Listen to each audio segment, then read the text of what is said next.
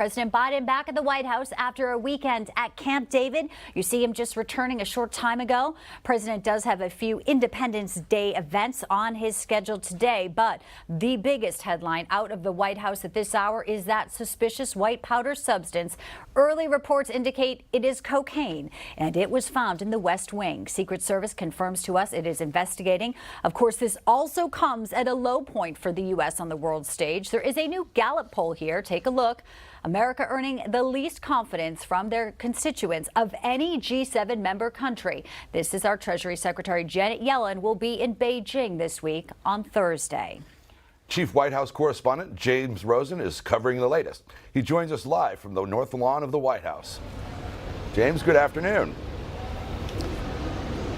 John and Bianca, good afternoon to you. Sources within the U.S. Secret Service say that the White House was largely deserted. The East Wing was shut down, completely empty, when officers with the Uniformed Division of the U.S. Secret Service were performing a routine patrol of the West Wing part of the complex. This would have been around 5 p.m. Eastern on Sunday evening over the long holiday weekend. The officers discovered a white powdery substance of unknown origin. They called in the D.C. Fire Department. Officials with the D.C. Fire Department performed an immediate field test, and sources tell Newsmax that test identified this substance indeed as cocaine. The material was then transported to a federal laboratory where it remains at this hour for additional testing. Evidence in an ongoing investigation now attended by a number of agencies, the objective of which is to learn whose cocaine this was and how it wound up inside the West Wing. The discovery on Sunday evening prompted an evacuation of the West Wing press area and the small number of White House staff who were on hand here on Sunday evening. Officials could not say where in the West Wing this substance was located, nor whether it was concealed or loose. Sources did tell me that when Uniformed Division Secret Service officers are performing one of these routine security checks, these patrols of the West Wing complex, ordinarily they would not examine the interior of anyone's desks or perform any other kind of intrusive searches. Now, there are some broad historical parallels to this current mystery. Our viewers with long memories will remember the name of Hamilton Jordan, who was Jimmy Carter's White House chief of staff. He was accused of having used cocaine during a 1978 visit to the famed nightclub Studio 54. Former Assistant U.S. Attorney Arthur Christie, seen it right, was named a special prosecutor, the first one after Watergate, to investigate that matter. Ultimately, a special federal grand jury declined to bring charges against Jordan, citing insufficient evidence to secure a conviction. Also of note, former Attorney General John Mitchell, President Nixon's closest advisor, told interviewer Robert Getlin in 1985 that as part of Mitchell's CIA briefings that he received while he was in office, he was told that President Kennedy had smoked marijuana while he was in office in the White House. So perhaps there is a long history of similar concerns that lead us right up to the present day and the acknowledged drug use of Hunter Biden, son of the incumbent president. John and Bianca.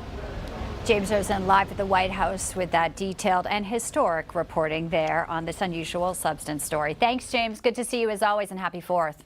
You bet. All right, joining us now to discuss this and on some other big stories today, Florida's Chief Financial Officer, Jimmy Patronis. Jimmy, welcome in. Happy 4th to you too, sir. Happy 4th. First off, your reaction, cocaine at the White House. I'm sure you're glad this is not happening in Tallahassee, but I mean, we do know the president's son has had a substance abuse issue. He's been clean, but this was apparently found in some type of public area. There was a state dinner there. What's your thoughts on this storyline today? So when I saw that headline this morning, I was totally shocked. This is the nation's, White House. This is our house. We house our president's family. And to have that type of a substance being found there, I think is a total insult and a slap to the respect to the American public. There should be some reverence and some dignity and respect when it comes to the hallowed hallways of the White House. And I feel like it's just been totally mishandled. And this is just totally characteristic of this administration. Sad day for America. On such a day, we should be celebrating.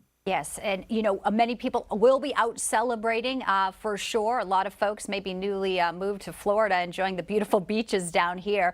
But as we celebrate Independence Day, we know the views of Americans on the DOJ, the FBI. Their confidence is plummeting. NBC News polls show this, and the Trump investigation is playing a big part, especially with GOP voters. This is where we are. This is another sad, I think, inflection point, Jimmy, for our country. It is. I mean, the DOJ has been weaponized by the Biden administration. It's a political arm of the Biden administration. You see Hunter Biden get a sweetheart deal, but you see this relentless persecution of President Trump by the DOJ. And then you have even history now where it shows where Senator Biden took home classified documents, which he wasn't even allowed to have in the first place. So again, a lot of hypocrisy is happening right now. But, political weaponization of the DOJ is, unfortunately, seems like the theme of this election cycle. Yeah, the DOJ not too happy with a new law in Florida. It was passed July 1st, just days ago. And what it does is, if the viewers don't know, I know you're very in tune with this. It prohibits Chinese citizens from buying property, restricting land purchases by some citizens from Cuba, Iran, North Korea, Russia, Syria, and Venezuela within 10 miles of military installation and critical infrastructure.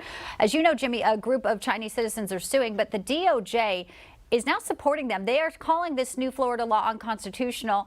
In part, they're writing that these are unlawful provisions that will cause serious harm to people because of their national origin and will not, according to the DOJ, advance the state's purported goal of increasing public safety. I'm sure you take some notice with that, but what do you say to critics that they accuse this law of hurting Chinese immigrants, furthering discrimination? So it makes me sick to my stomach that I know that Florida taxpayers' dollars are being sent to China in order to sue the state of Florida. And the Department of Justice is using those taxpayer dollars to do exactly that. I think it's the right thing to do where we try to protect our military installations. I've served on a number of task forces where we harden those areas around our installations to make sure there's no noise abatement, no eminent domain, no threats of any type of controversy that could affect those missions.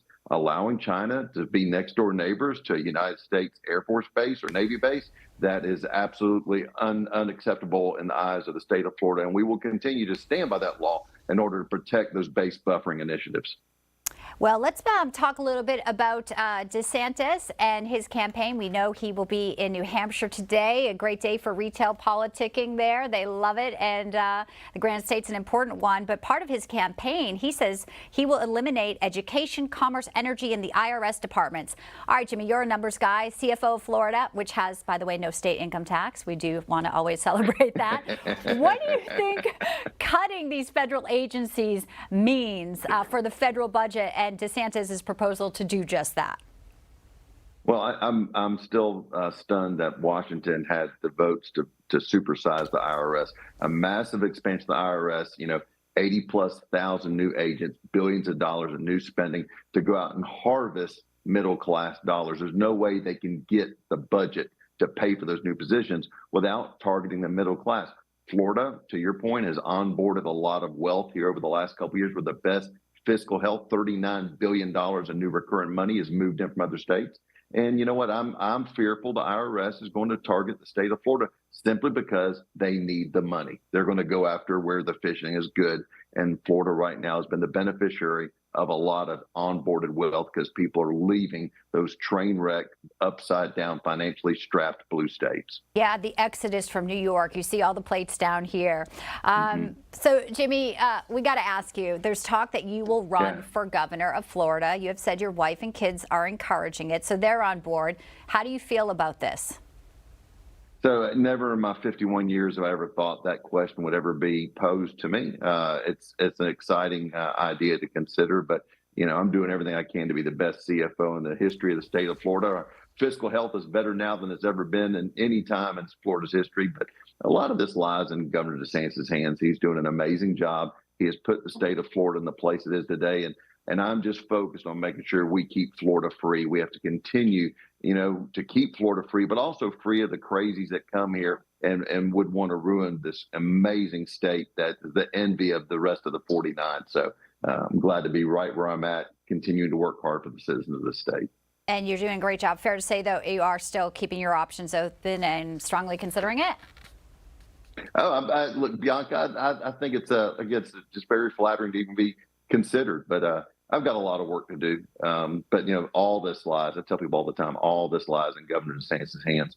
100% of it. All right. Well, when you do make up your mind, you're welcome to come back and share it with us anytime. Jimmy Patronis, CFO of Florida. Good to see you, sir. Thanks so much, and happy 4th to you and your family.